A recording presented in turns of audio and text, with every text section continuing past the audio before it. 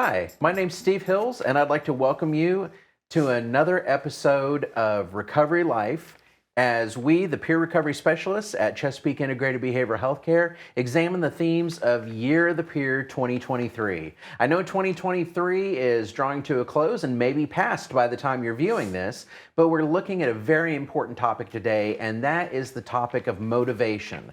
Something that is very necessary for life and also for recovery. It's so necessary, but why is motivation so hard for those of us with mental health issues or substance use issues?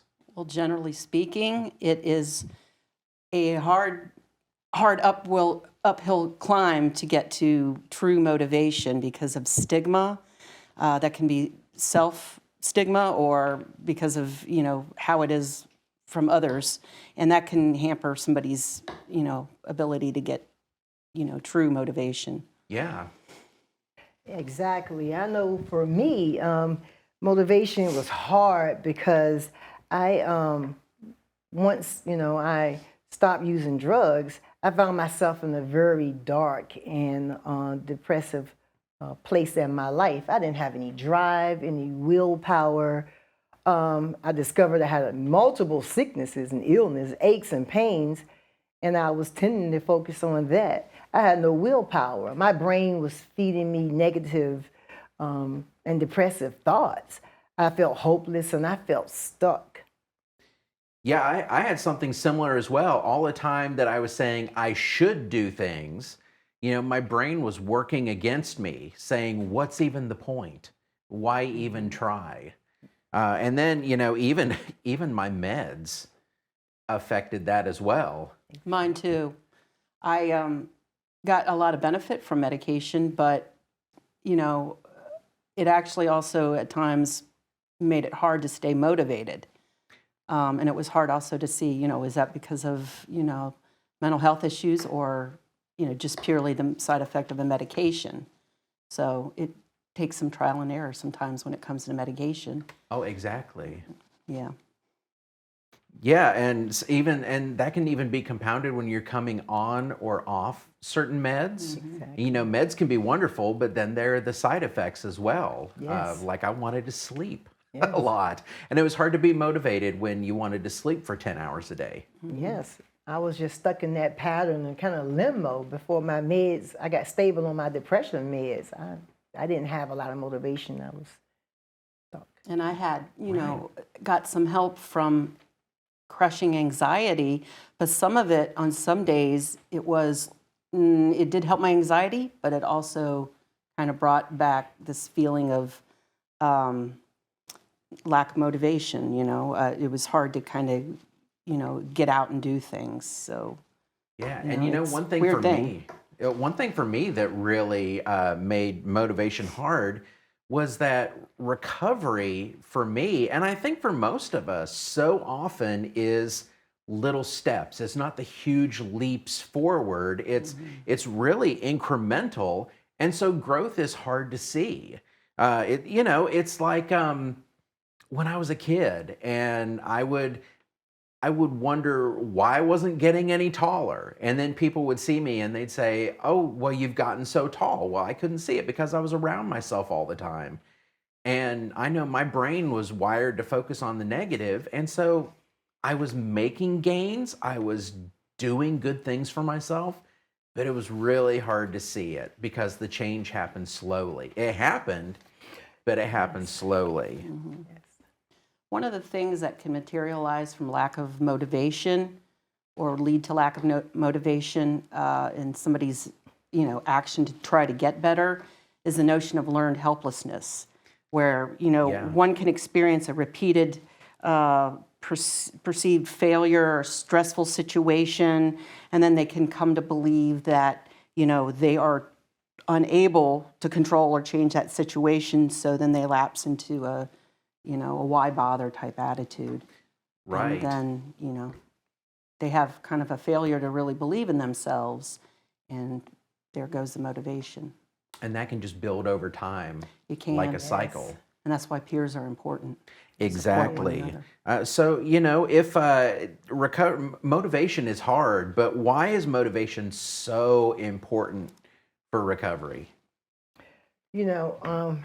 Recovery means it's work, and it means change. I know, like with me, I had a routine. It was a self-destructive pattern, the getting and using and finding ways and means to get more of the substance. And, I wasn't being productive. I wasn't working. I wasn't paying bills or going to school. In fact, I didn't even believe I could, recover and have a productive and more meaningful life. And motivation for me caused that shift in my thinking till I can't, till I will. Right. Yeah, motivation, it's great work, but it's work, right? It doesn't happen passively. We want to be active in our own recovery. We make decisions, sometimes big, sometimes small, to help in our own recovery, and that takes motivation to do. I found motivation helps me when I get stuck. Yes.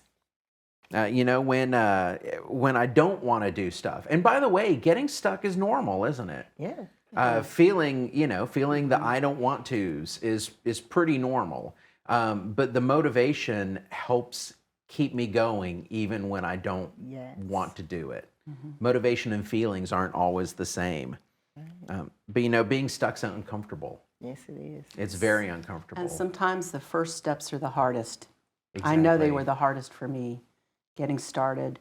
And then once I did, some of the things I did, for example, volunteering, going to support groups, that helped stoke the fires of motivation. Yeah. And it got easier as time went by. But like you said, it doesn't mean, you have some bumps in the road as far as motivation and losing motivation. Right. I know for me at the beginning of my recovery, my depression made me so tired. And so one of my first goals was just to be able to get out of bed and get a shower consistently. And at first, that was really hard. And where I would have to get up and I would get in the shower and then I'd be tired and need a nap after getting a shower. But then motivation let me take that nap. And then when I got up from the nap, say, okay, now let me do one more thing that's good for my recovery. And so it really came in increments. That's a really small start, but larger things built from it. Yes. Without motivation, we tend to give up. So we need that. But it sounds like we all have definitely overlap of experience when it comes to the lack of motivation and finding motivation again. Yeah. And then being instrumental in helping others, other peers. So yeah, we see that motivation is so important for recovery. We need motivation for recovery, but at the same time, recovery is hard without motivation.